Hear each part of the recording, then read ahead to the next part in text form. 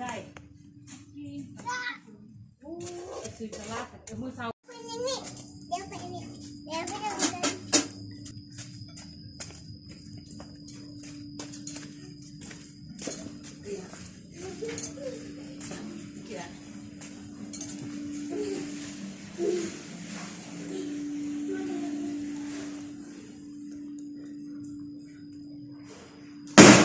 ูกันแห้งแล้วเอาเมียนพร้อมมาเลยใจเครื่องจะได้เอาเครื่องเมียนไว้จะได้น้องมิวจะได้วิธีการเครื่องเมียนน้องมิวแยกกันบ่ลูกอธิบายครับ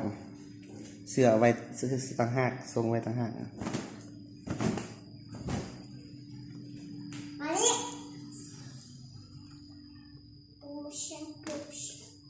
เห็นยังลูกเสียยังโอ้บริษก็ได้อ๋อลูกอิปริตเนี่ยนี่เครื่องเลย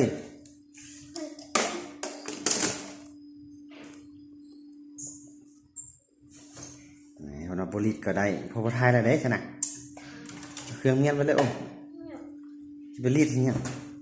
เครื่องตัวเองบนนุ่มเธอจะไปรีด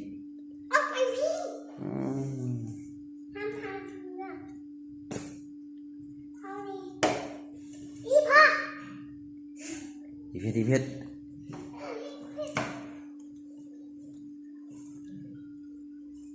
พอละลูกกับพี่บะเมียนเครื่องโอ้ยพอไทยลูกก็อธิบายว่าเสื้อไว้ตั้งหากทรงไว้ตั้งหากวิธีที่หนึ่งให้ยังใจเครื่องไว้ก่อนโอ้พับโอเค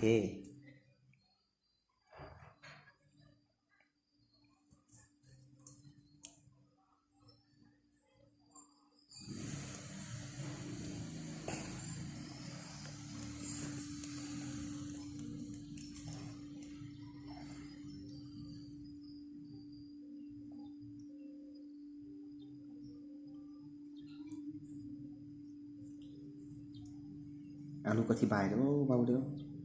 น้ำยิดเบาๆเนี่ยบอกลูกก็เบาเลยว่าเครื่องเฮ็ดจะได้สักได้เฮ็ดยังกูแล้ว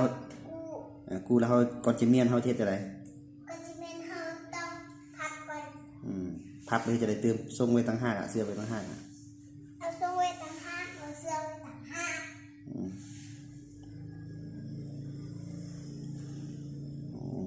พับงามเลยเนาะพับปิดแล้วฟังคำหูแล้วเดี๋ยวนี้เขาเฮียนระบอเขาเฮียนห้องยังห้องอนุบาล3ที่ยายไปเข้าป.1แล้วโอ้สาวครูซื้อยังห้องมังนิวชื่อบัวสาวครูเอี้ยงชื่อเอี้ยงชื่อสาวเอี้ยงชิ้นใหญ่มากเลยโอ้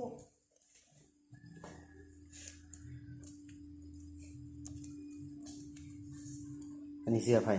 เสื้อเรายังซื้อให้ใหญ่คือใหญ่กำลังพับ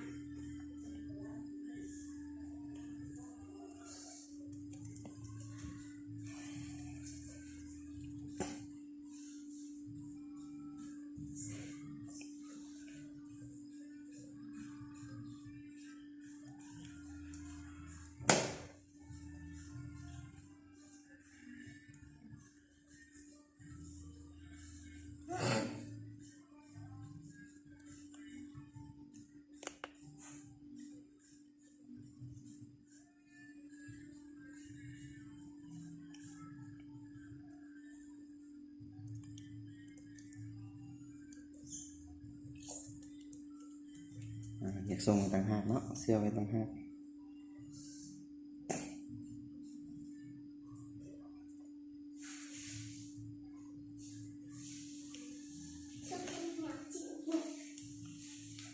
บริ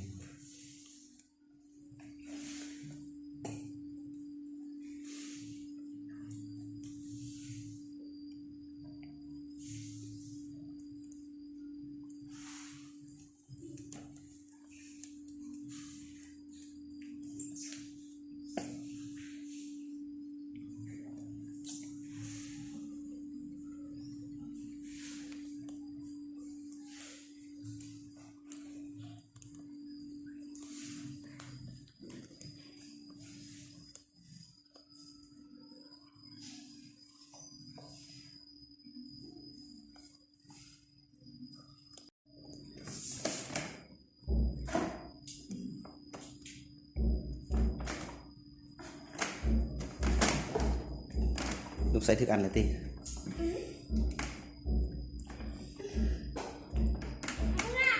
ลูกก็ยับมาทางหน้านี่เดี๋ยวลูกก็ยับมาทางนี้เดี๋ยวมันบ่เต็ม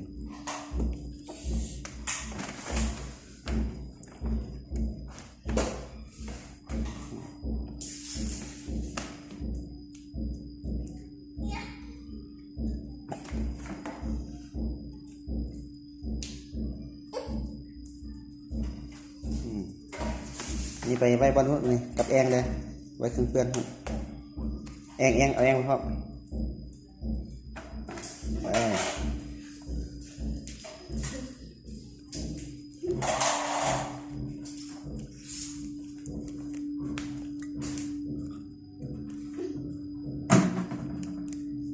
อ้าวสำเร็จมาวันนี้มากินผักม่วง